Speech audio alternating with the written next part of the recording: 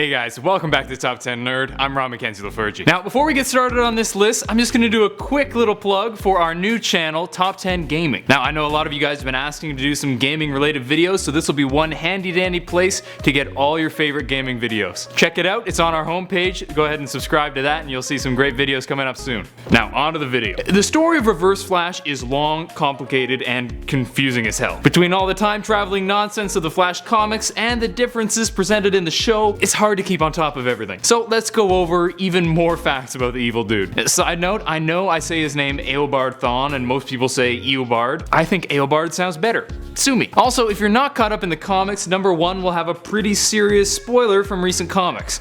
You've been warned. Now here are the top 10 facts about Reverse Flash. Part 2.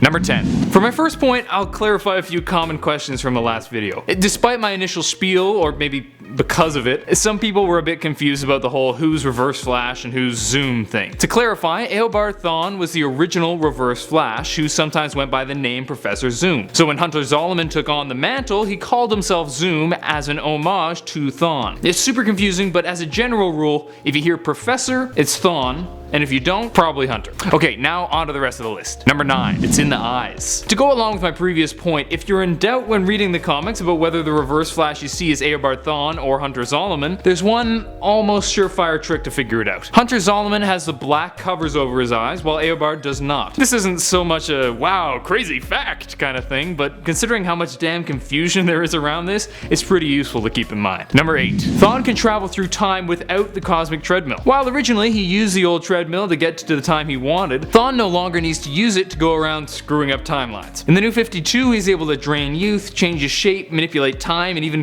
completely erase people from existence without using any special technology. Does he use his time traveling power to bring about world peace? Nah bro, gotta go mess with the Flash some more. Number 7. Not only is there a Kid Flash, but there's a Kid Reverse Flash too. Thaddeus Thawne is a clone of Bart Allen and fought against Bart using the Speed Force by stealing powers either from Zoom or even from Bart as both Impulse and the Flash. First appearing in Impulse number 25, this is the youngest version of Reverse Flash and looks quite different from other versions when acting as Inertia, the villain of the Young Impulse. With the popularity of Kid Flash and Impulse due to Young Justice, it's cool to know that Reverse Flash can be a kid too. Young Justice Season 3 hype! Number 6. Daniel West is the only Reverse Flash who wasn't confusingly named. While the other versions of Reverse Flash have all sorts of nicknames like Zoom, Professor Zoom, Inertia, Daniel West just goes by Reverse Flash. Thank God. This is likely partially because he's part of the New 52 and DC's been trying to sort out the Flash confusion in New 52. Here's a tip DC, worry less about names and worry more about the time travel shenanigans. Number 5. Hunter Zolomon was in a coma for a time where he was stuck rewatching the death of his father-in-law. After being defeated while trying to kill Linda Park,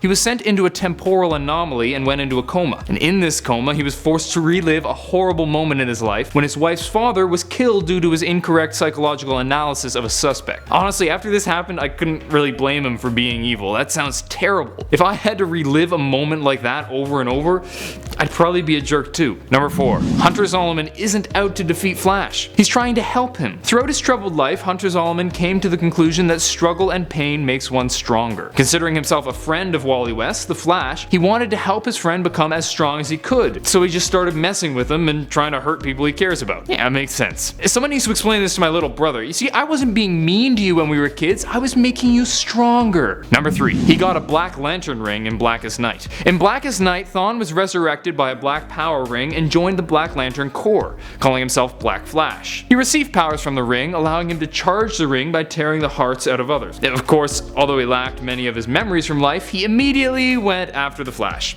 before being frozen mid-flight when his future version was hit with a coal grenade. I'll just gloss over that because if I go down the time travel future version rabbit hole, I'll never come out. Bottom line, he was a Black Lantern. Whoa! Number 2. Gorilla Zoom and Turtle Grodd. In Impulse number 35, Impulse killed an insect in the past, which brought about an alternate reality where supervillains were in the government. The issue had a bunch of time leaps where Professor Zoom took part in a rebellion joined by Gorilla Grodd. Then Zoom is a gorilla and fights an army of turtles led by Grodd, who's a turtle. Turtle Grodd, Turtle Trod? I don't know. It's weird, but everything surrounding Flash gets pretty weird. That issue was just especially weird. Number 1. Reverse Flash met met God. And by God, I mean Dr. Manhattan. And by met, I mean was killed by. After being revived, Professor Zoom spent much of his time chasing a mysterious force that had been manipulating the timeline. In The Flash Volume 5, number 22, he eventually made his way to the domain of this god, hoping to make Barry his son. With a classic Watchmen happy face button, he encountered Dr. Manhattan, who soon vaporized him. It was a crossover that wasn't wholly unexpected given how the button had been shown in previous issues, but it was still pretty cool to have my suspicions confirmed. That's it for today. Hope you enjoyed, and if you did, please smack that thumbs up button and subscribe to Top 10 Nerd for more videos. Don't forget to check out Top 10 Gaming as well. Hit the bell icon to join the notification squad and not miss another video ever. Who's your favorite villain? Let me know in the comments down below. Until next time, I'm Ron McKenzie with Top 10 Nerd. Later, nerds.